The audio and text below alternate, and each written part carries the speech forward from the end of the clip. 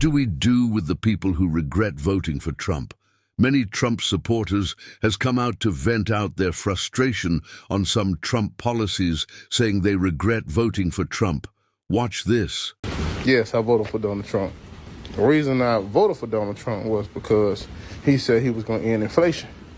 He was going to drop the prices of a lot of things that's real expensive now. Now it's looking like he ain't ending shit. And the prices not only double, it's going up. Like I say, I feel kind of played at a point like, come on, Trump. You ain't even trying, bro. I ain't trying to criticize you, but come on, bro. This ain't what we all voted for. We voted for you to drop them prices, man, and everything. I'm talking about back when chips was like, you could get 4 bags of chips for like 25 cents, bro. Them type of prices. Do your job, Trump, man, or you will get replaced. Do your job, Trump, or you will get replaced. We ain't put you in the office just for no reason, bro. I'm not the only one think about this, man, how everything's still going up. I thought he was going to stop inflation, and still he making it even worse. That damn shame. Fox got caught, plain and simple. So on Sunday, President Donald Trump attended the Super Bowl. He was the first sitting president to ever attend the game. When Donald Trump was brought out on the field because he needed that attention to make him feel good about his shitty self, he was booed widely in the stands there. There are videos all over the internet of what the sound in the stadium actually sounded like during those moments. I encourage you to look on TikTok and what other social media platforms you are on to find those videos because they are everywhere. What we've also discovered now is that news media around the world from other areas, Germany, Australia, and whatever that were there covering the actual Super Bowl, they aired the boos live as opposed to in the US, where there was a glaring difference on our Fox broadcast system. Fox Sports actually superimposed cheers over the sound of the people booing in the stadium, so the people watching at home would think Donald Trump was being cheered on. And now that the news media in other parts of the world are actually reporting on what was taking place at that moment, we know that Fox News put those fake cheers in the live broadcast so that it didn't look like Donald Trump's ego was taking the hit it was in real time. That, my friends, is called propaganda. Welcome to Big Brother's 1984. And I love that Donald Trump is such a thin-skinned little they had to give him fake cheers. You fucking loser. If you voted for Trump and you're wondering why your children don't talk to you, then perhaps I have a little bit of insight for you. My dad voted for Trump all 3 times. The same man who kissed my head and my sister's head as we were coming out of my mom's body because he wanted to be the first person to touch us. My sister has a lot of health issues that total up to about 80 grand a year. If they cut into the Affordable Care Act, it could literally kill her. And as women, we all know how that's been going for us. You cannot expect your children to love you unconditionally if you keep voting against their interests. That's not showing love. You don't care about us. You can literally tell MAGA that we spent $850 million sending accordion play monkeys to a cave in Zimbabwe, and they will totally believe that and go screaming about it on the internet. Not much in there, you know what I mean? I have a question for the maggots. So, y'all got everything you wanted, right? Presidency, majority Senate, majority House, majority Supreme Court. Every single ball that could possibly be in your court is there right now. What exactly more is it that you need in order to stop bitching about any and everything? Because I still see insidiously, y'all are madder than you were before. So much for owning the libs.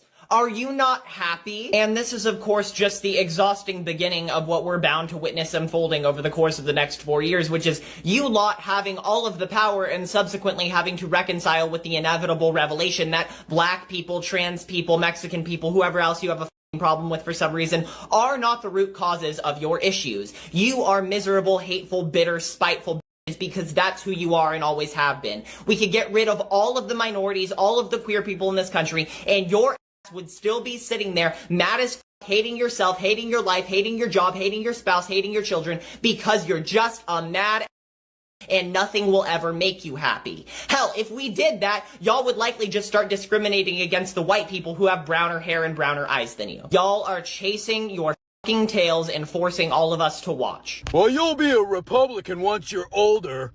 Hey, how about off? Because what you really just told me, based on the modern day Republican definition, is that someday I'm gonna grow up, stop caring about other people, and become a bigoted, selfish loser.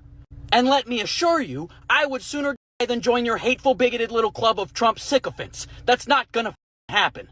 Let's go over some of the that the Republican Party has stood on for the last 10 years, shall we?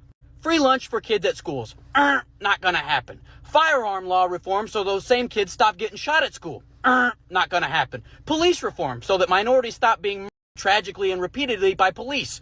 Not gonna happen. Tax breaks for the ultra wealthy paid for off the back of the middle class. There's a great idea for Republicans. Allow a foreign-born billionaire to go through the sensitive data of millions of Americans. According to Republicans, that's a great idea. Take away the right to bodily autonomy for millions of American women. That's what the Republican Party wants to do. So allow me to make myself crystal clear. The next time one of you window lickers tells me that I'm going to be a Republican when I get older and wise up, I'm going to tell you to get. I keep seeing videos of people saying like how they regret their vote, and if they could go back, they would change their vote, or they wouldn't vote, or blah, blah, blah, blah, right?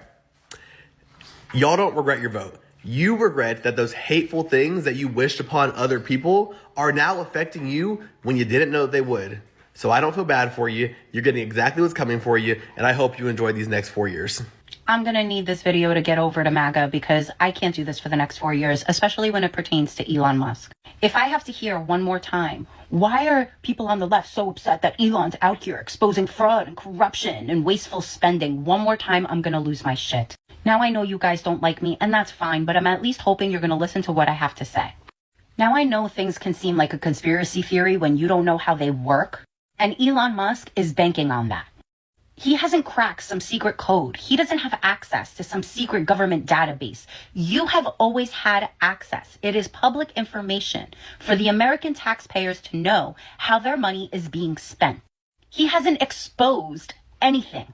People like me are upset because you have taken the power away from the people and allowed the richest man in the world to dictate what programs are and are not important to the American people. We vote for our Congress people. We vote for them to represent us in the government. Congress comes together to vote on a bill and control spending. That is what Congress does. And if you don't like the way they're spending their money, you get to tell them that. Or in 2 or 6 years, you get to vote them out. That is democracy. But now you have given unlimited access, unlimited power to the richest man in the world, one person to determine that. That is an oligarchy. That is why we are upset. You have taken away the power from the people. You have taken away the power from the people you voted in to represent you and put it in the hands of one man. You guys want to say that actors and musicians shouldn't have an opinion on politics because they're out of touch with the American people, with the average American person? They don't have a right to their opinions. But the richest man in the world has the right to dictate where our money gets spent or what is considered wasteful spending. This is why we're upset. He hasn't exposed any fraud. He hasn't exposed any corruption.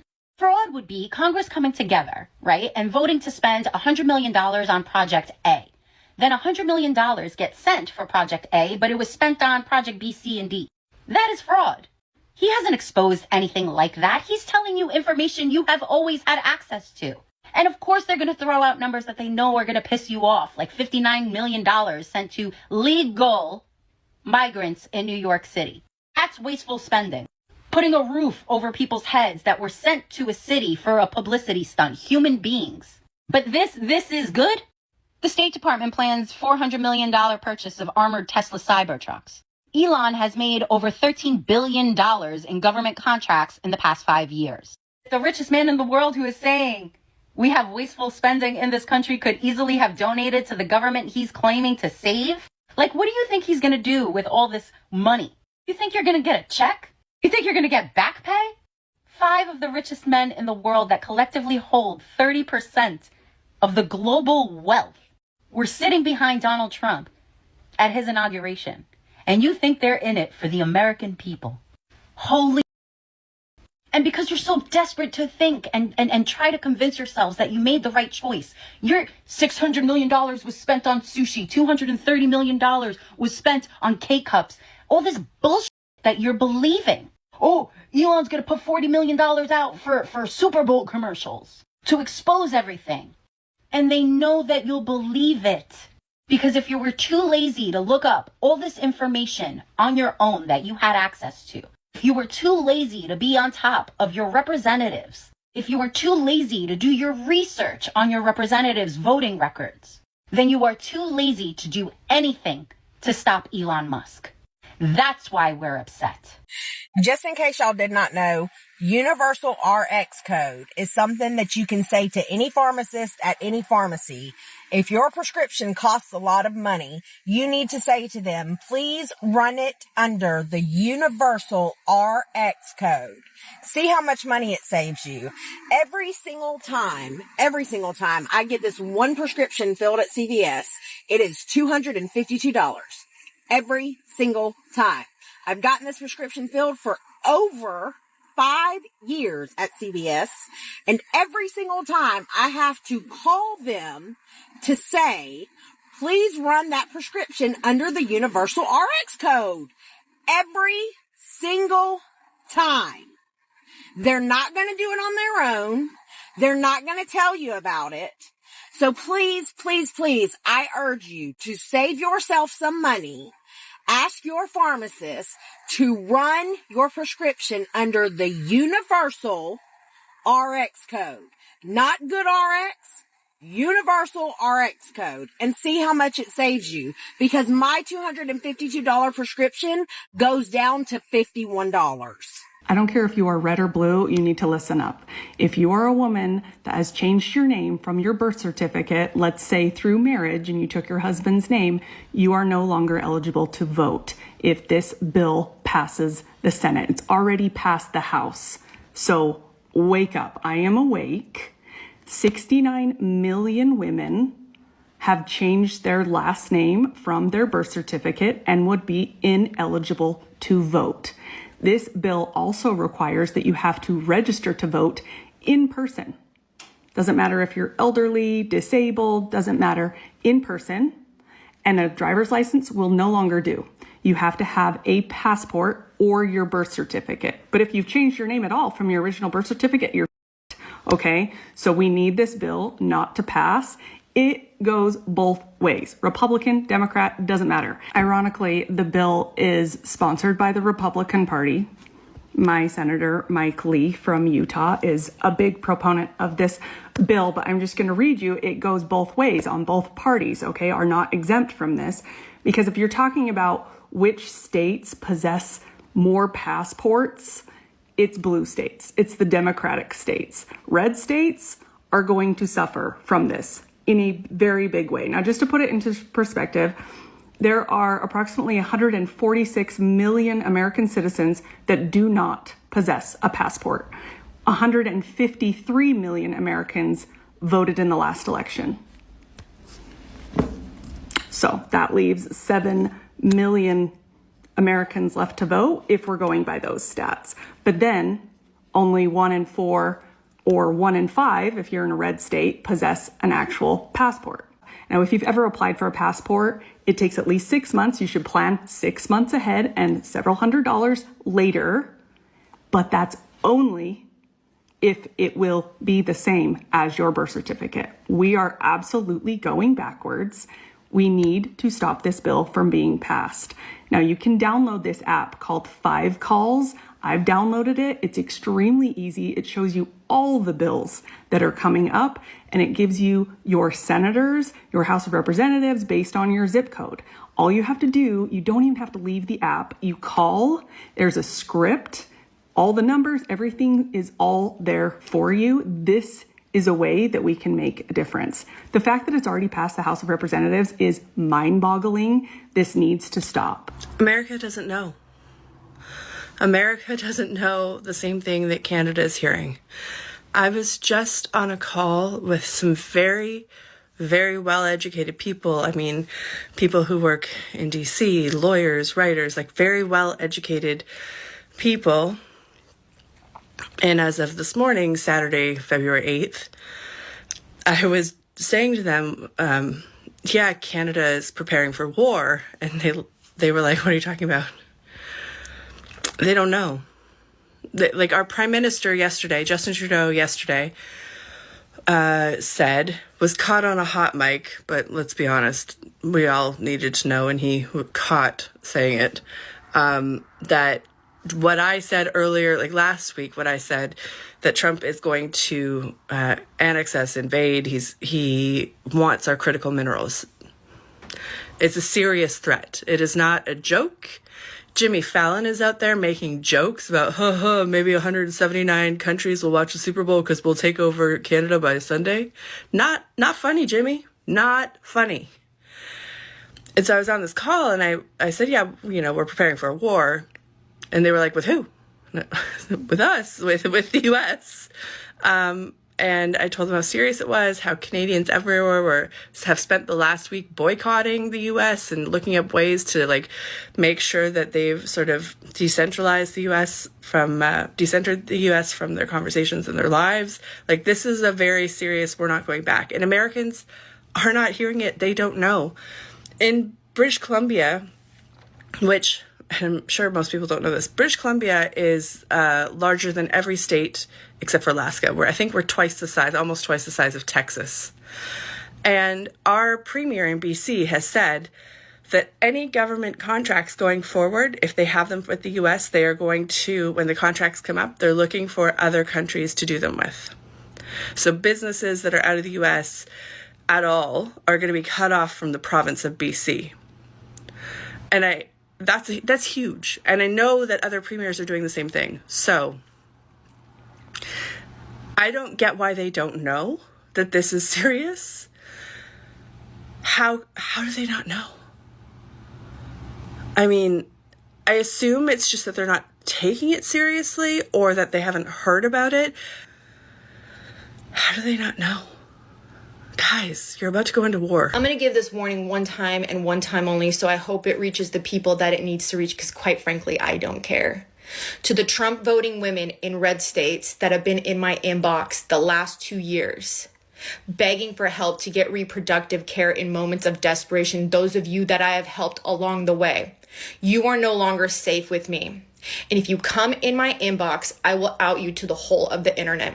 I will find your mom and dad and tell them. I will tell your pastor, your deacon, your neighbor, your friends. If you are in Texas where there's a $10,000 bounty on you, if I were to report you, and I can do it from California, I will do it. I will collect that $10,000 and I will donate it to Planned Parenthood, to the Trevor Project, to Black-owned businesses. You are alone now. When I told my husband my intention to do this, he said, well, what about the women in those states that didn't want this? And he's right to be concerned about those women, and so am I. But I told him those women are in the right community. They have the right people surrounding them, and including me, and they'll be able to get the help that they need. But if you voted for Trump, you voted against your own interests, that's what you want. And I'm going to let you have that because, see, I foolishly thought everyone deserves the right to bodily autonomy, to have equality, to have these freedoms. And yes, I still think that, but I can't want that for you. You have to want that for yourself. So you are no longer my problem. And it's a huge weight lifted off my shoulders. So thank you. So I just read the article where the Pope of the Catholic Church, that Pope, has written a letter to every Catholic church in the United States calling out Trump and telling the Catholic Church collectively to resist Trump. Now, you know you done messed up when the Pope has to write a letter about your mistakes. But I am left to ask again, What vision of Christianity does Trump think he's trying to defend or institute? Because thus far, he's decried the Episcopalians, the Presbyterians. His administration has claimed that the Lutherans, the entire denomination, are nothing but a money laundering scheme. And now the Catholic Church has stood up and said, no. Dear fellow Christians, when 4 separate denominations stand up and say no to this man, maybe it's time we start listening. You just witnessed history in the making. Claudia Sheinbaum, la presidenta de Mexico, has asserted her power like never before. And she did this by standing up to one of the biggest tech giants in the world, Google. And make no mistake, she is not asking here, she is demanding. Sheinbaum has sent an official letter to Google's CEO, Sundar Pichai, making it clear the name is the Gulf of Mexico, not the Gulf of America, and they must correct it. And no, this is not just about a name on the map. This is about sovereignty, about respect, about Mexico refusing to be erased. For centuries, the world has recognized it as the Gulf of Mexico, backed by international agreement and historical truth. And no executive order or no foreign power can change that. You can't rewrite it. Sheinbaum is showing true leadership. Presidenta who does not bow down and who is fighting actively for Mexico's place on the world stage. And the world is watching to see what Google does. Claudia Sheinbaum says, a Mexico se le respeta. You want to help fight stupidity and potentially make Donald Jehoshaphat Trump very angry? Here's what you're going to do. You are going to go to Google and type in Gulf of Mexico. As you can see, Gulf of America popped up. That's where the fighting stupidity comes in. See these 3 little dots over here? You are going to click on those. This little drop-down bar is going to pop up and you are going to select Send Feedback. Then what you're going to want to do is select Inaccurate Content. It's going to ask you for some details, so go ahead and type out the correct name for this body of water is the Gulf of Mexico. Because despite Donald Jehoshaphat Trump's executive order, it is still the Gulf of Mexico.